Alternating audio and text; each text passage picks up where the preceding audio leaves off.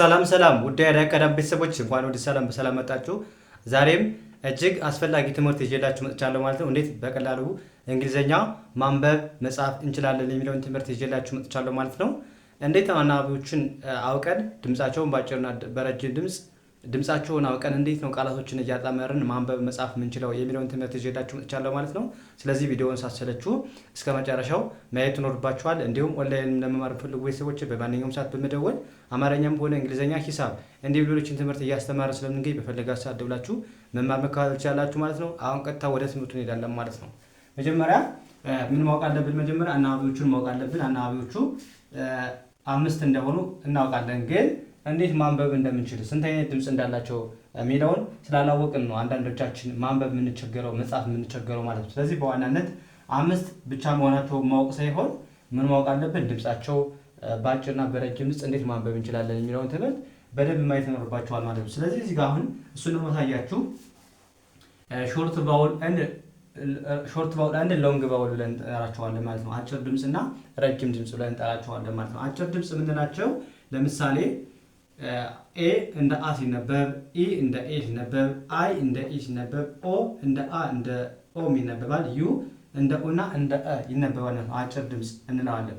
ከዛ ደግሞ ረጅም ድምጽ የምንለው ደግሞ ራሳቸውን እንግሊዘኛዎቹን ለምሳሌ ኤ ብለን እንጠራለን ማለት ነው። ኢም ኢ ብለን እንጠራለን፣ አይ ብለን እንጠራለን በስማቸው ማለት ኦ እንደ ኦም እንደ ኡም ይነበባል፣ ዩ እንደ ዩ ይነበባል። ስለዚህ መቼ ነው እንደዚህ እንደ ሾርት እናነበው መቼ ነው እንደ ሎንግ እንደዚህ የሚነበበው የሚለው መጀመሪያ ጥያቄ ሊፈጥርባችሁ ይገባል አይደለ? ስለዚህ መቼ ነው ስንል ለምሳሌ ሾርት ቫውል የምንለው ሾርት ቫውል ብለን የምንጠራው ምንድነው? ከቃሉ አንድ አናባቢ ብቻ ካለው ማለት ነው። ከቃሉ አንድ አናባቢ ብቻ ካለው ድምፁ አጭር ነው እንላለን። ስለዚህ ኤ ከሆነ አ ብለን እናነባዋለን፣ ኢ ከሆነ ደግሞ ኤ ብለን እናነባዋለን፣ አይም ከሆነ ኢ ብለን እናነባዋለን እያልን እንሄዳለን ማለት ነው። መቼ አንድ አናባቢ ብቻ ሲኖር ለምሳሌ ከቃሉ የሆነ ቃል አለ። ለምሳሌ እዚህ ጋር ይሄ ቃል አለ ስንት አናባቢ ያለው? አንድ አናባቢ ብቻ ነው ያለው አይደለ? ማነች እሷ?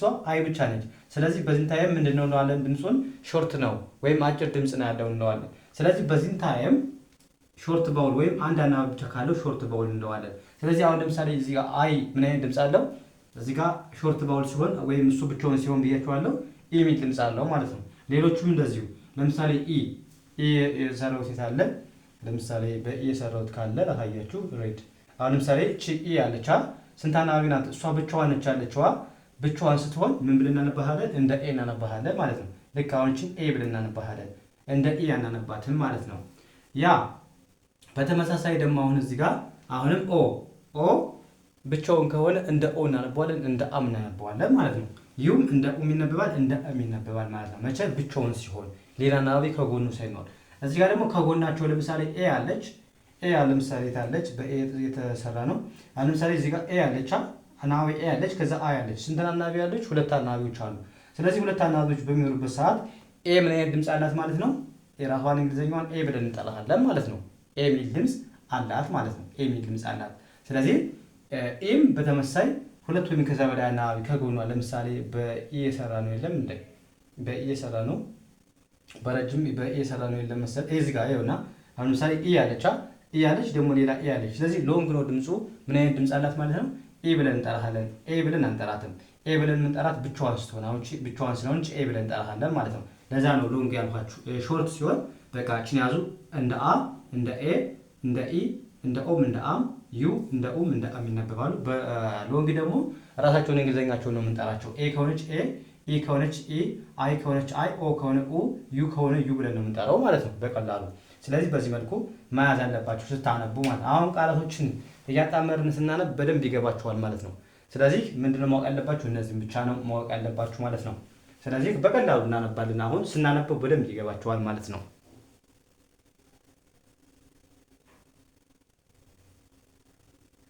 ያ ይቅርታ። አሁን እዚህ ጋር ሾርት ቫውል ለምሳሌ ሾርት ቫውል እየሰራችሁ አሉ። አሁን እዚህ ጋር ስታነቡ መጀመሪያ አናባቢዎች ነዩ። ስንት አናባቢዎች አሉ? እዚህ ጋር አንድ አናባቢ ብቻ ይታያል። ማነው እሱ? አይ ብቻ ነው። አይ ብቻ ነው። ስለዚህ አይ ብቻ ከሆነ ምን አይነት ድምጽ አለው?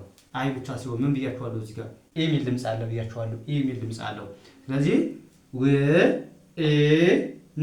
ውኤን የሚል ድምጽ አለ አይደለ? ስናነበው ዌን ምንድነው? ማሸነፍ። እዚህ ጋር በተመሳሳይ አሁንም ኤፍ አለ፣ አይ አለ፣ ኤስ ኤች ስንት አናባቢ አለ? አይ ብቻ ነች። አይ ብቻ ስትሆን ደግሞ ምን አይነት ድምፅ አላት ብያቸዋለሁ? ኢ የሚል ድምፅ አላት። ፍኢሽ ፍኢሽ ፊሽ ፊሽ ፊሽ ምንድን ነው? አሳ ማለት ነው። አሳ። በተመሳሳይ እዚህ ጋርስ ም ኢ ል ክ አሁን ኢ የሚል ድምፅ አላት። ም ኢ ል ክ ሚልክ ሚልክ ምንድን ነው? ወተት ማለት ነው። ወተት ሚልክ ስንል ወተት ማለታችን ነው። እሺ ወተት።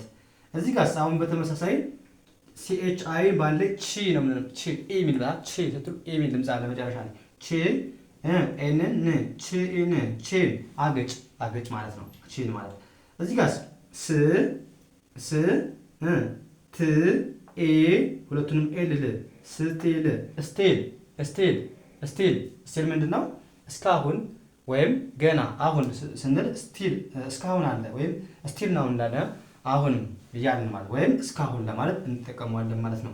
አሁንም ስ ክ ኤ ን እስኪን እስኪን እስኪን አሁንም ኢ የሚል ድምፅ አላት ማለት ነው። አናባቢ አይ ማለት ነው። እስኪን ማለት ምንድነው? ቆዳ ማለት ነው። ቆዳ አያችሁ፣ የአናባቢ አይን እያየን ነው። አሁን ለምሳሌ ኢ የሚል ድምፅ አላት ማለት ነው። ብቻዋን ስትሆን እዚህ ጋር ደግሞ የምታዩቸው ለምሳሌ አሁን እዚህ ጋር አይ ብቻዋን ስትሆን አየን። ከጎኗ ደግሞ ሌላ አይ አለች አይ አናባቢ ነች። ከጎኗ ደግሞ ኢ አለች። ስለዚህ በዚህ ታይም ደግሞ ድምፁ ምን ይሆናል ብያቸዋለሁ? ኤ የሚል ድምፅ ይኖረዋል ማለት የታለች አይ የሚል ድምፅ አላት ብያቸዋለሁ። አናባቢ አይ እንደ አይ ይነበባል። መቼ? ከጎኑ ወይም አይ አለ ከዛ ከጎኑ ከአምስቶቹ ውስጥ ከነዚህ አንድ አናባቢ ካለ አሁን ለምሳሌ አንድ አናባቢ ወይም ሁለት አናባቢ ሊሆን ይችላል። አሁን ኢ አለ። ስለዚህ ሁለት ናቸው። ሁለት በሚሆንበት ሰዓት ድምፁ አይ ምን አይነት ድምፅ አለው? ራሱን እንግሊዘኛውን አይ ብለን እንጠራዋለን የሚለውን ያዙ። ስለዚህ ስ አይስ አይስ ምንድነው? በረዶ።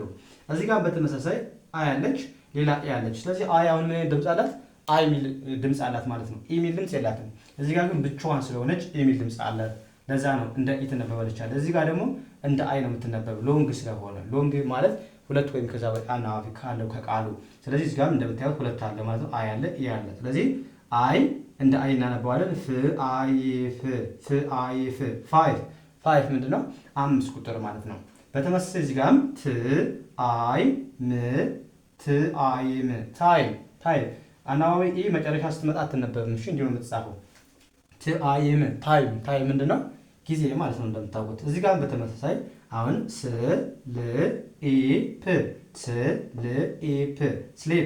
ስሊፕ ምንድነው? መተኛት ማለት ነው።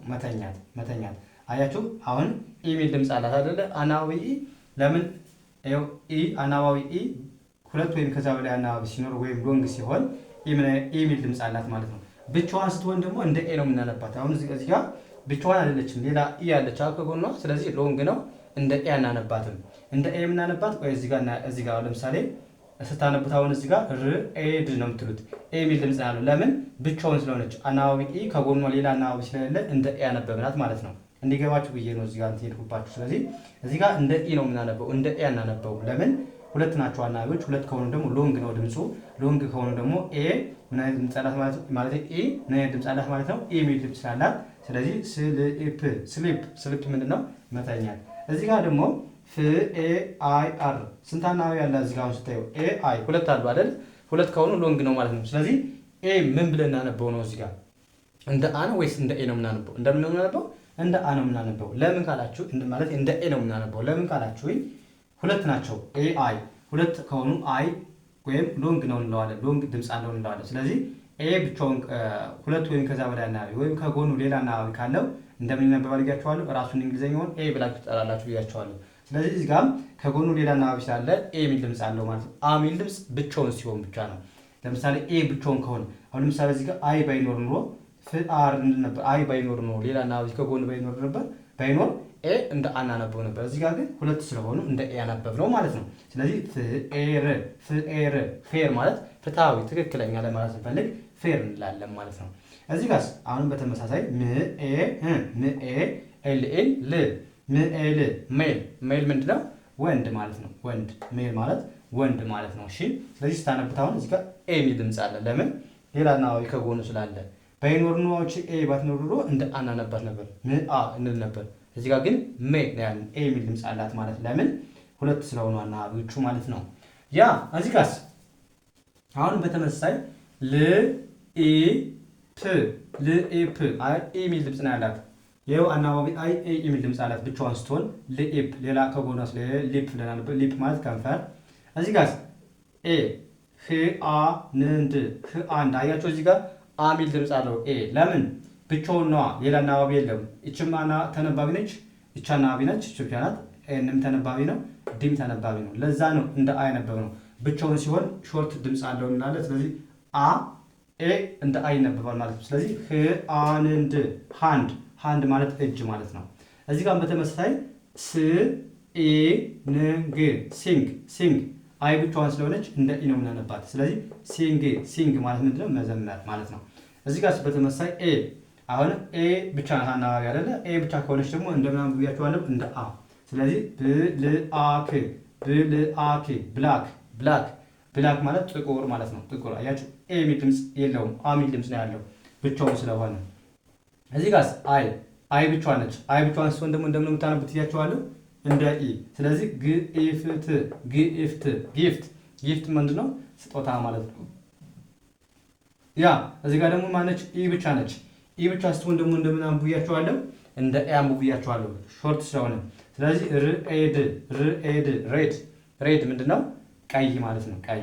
እዚህ ጋር አይ ብቻዋን ስትሆን እንደምን አንብያችኋለሁ እንደ ኢ። አሁንም ፕኢግ ፕኢግ ፒግ ፒግ ብለን በቀላሉ አነበብን። ፒግ ማለት አሳማ ማለት ነው። እዚህ ጋር ኤ ብቻዋን ስትሆን እንደምን አንብያችኋለሁ እንደ አ። ብአግ ብአግ ባግ ባግ ምንድነው? ቦርሳ ማለት ነው። አያችሁ አ የሚል ድምፅ አለው። ብቻዋን ከሆነች አ የሚል ድምፅ አላት። አናባቢ ኤ ከጎኗ ሌላ አናባቢ ስለሌለ እንደ አ ነበር። ቢኖር እንደው እንደ ኤ እናነብ ነበር ማለት ነው። ስለዚህ ጋር እዚህ ጋር ሲኤች አይ አሁንም አይ ብቻ ነች። ስለዚህ ኤ የሚል ድምፅ አላት። ኤ የሚል ድምፅ አላት። ሺፕ ሺፕ ሺፕ ሺፕ ምንድነው? መርከብ ማለት ነው። መርከብ መርከብ መርከብ። ያ ወደዚህ መስጠት ደግሞ ሎንግ ነው። ሎንግ ነው የምንለው ሁለት ወይም ከዛ በላይ አናባቢ ኢ አለች አይ አለ ሁለት አሉ። እዚህ ጋርም ኤ ኢ ሁለት አሉ። እዚህ ጋርም አይ ኢ ሁለት አሉ። እዚህ ጋርም ኤ አይ ሁለት አሉ። እዚህ ጋርም አይ ኢ ሁለት አሉ። እዚህ ጋር አይ ኢ አሉ። አሁንም እዚህ ጋር ኤ አይ ኢ። ስለዚህ ሁለት ወይም ከዛ በላይ አናባቢ ሲኖር ነው ሎንግ ድምፅ ነው የምንለው። ሎንግ ድምፅ ነው የምንለው። ስለዚህ ሎንግ ከሆነ ደግሞ ራሳቸውን እንግሊዘኛ አጠራራቸውን ኤ ከሆነች ኤ ብለን ነው የምንጠራት። ኢ ከሆነች ኢ፣ ኦ ከሆነም ኦ ብለን እንጠራለን። ዩ ከሆነም ዩ ብለን እንጠራለን ማለት ነው። በሎንግ በሎንግ እሺ። በቀላሉ መያዝ ለመቻል በዚህ መልኩ መያዝ ትችላላችሁ ማለት ነው። አሁን እዚህ ጋር ስንት አናባቢዎች አሉ አልኳችሁ? ሁለት አሉ። ስለዚህ አይን አሁን እዚህ ጋር ምን ብለን እናንብበው ነው? ኤ ብለን እናንብበው ወይስ አይ? ኢ ወይስ አይ? ምን ብለን ነው የምናነበው? አይ ብለን ነው የምናነበው። ለምን? ሁለት ወይም ከዛ በላይ አናባቢ ካለው ድምፁ ስለሚረዝም አይ ከሆነ አይ ብለን እናነበዋለን ብያችኋለሁ። ልክ እንደ አይ ስለምናነበው ፍአይን ፍአይን ፋይል ፋይል ማለት ደህና ጥሩ አሪፍ ለማለት ነው የምንጠቀመው ማለት ነው። እዚህ ጋር አሁን ስንት አናባቢዎች አሉ? ኤ ኢ። ስለዚህ ሁለት ወይም ከዛ በላይ አናባቢ ሲኖረው ሁለት አናባቢ ካለው ወይም ከኤ ጋር ሌላ አናባቢ ካለ ምን አይነት ድምፅ አለው ብያችኋለሁ? ኤ የሚል ድምፅ አለው ብያችኋለሁ። ስለዚህ ግኤም ግኤም ጌም ጌም ምንድነው? ጨዋታ ማለት ነው። ጨዋታ። ያ እዚህ ጋር አሁንም አይ ብቻውን አይደለም ኢ አለች። ስለዚህ ብቻውን ካልሆነ አይ ምን አይነት ድምፅ አለው? እንደ ኢ ሳይሆን እንደ ማናቡ ሳይሆን እንደ አይ። ስለዚህ ምአይን ምአይን ማይን ማለት የኔ ማለት ነው። የኔ። እዚህ ጋር ር ኤ ን ሬን ሬን ሬን ሬን ማለት ዝናብ። ስለዚህ ኤ የሚል ድምፅ አለው። ለምን? ሁለት ስለሆኑ አናባቢዎቹ። ስለዚህ ሁለት ሲሆኑ ደግሞ እንደ ኤ ነው የምናነበው ብያችኋለሁ። እዚህ ጋር ውአይድ ውአይድ አያችሁ፣ ውአይድ አይ የሚል ድምፅ አለ። ለምን? ሁለት ናቸው። አይ ያለ ሌላ ደግሞ ከጎኑ አናባቢ ስላለ አይ የሚል ድምፅ ነው የሚኖረው ማለት ነው። ውአይድ። እዚህ ጋር ድራይቭ ድራይቭ ድራይቭ ድራይቭ ማለት መንዳት።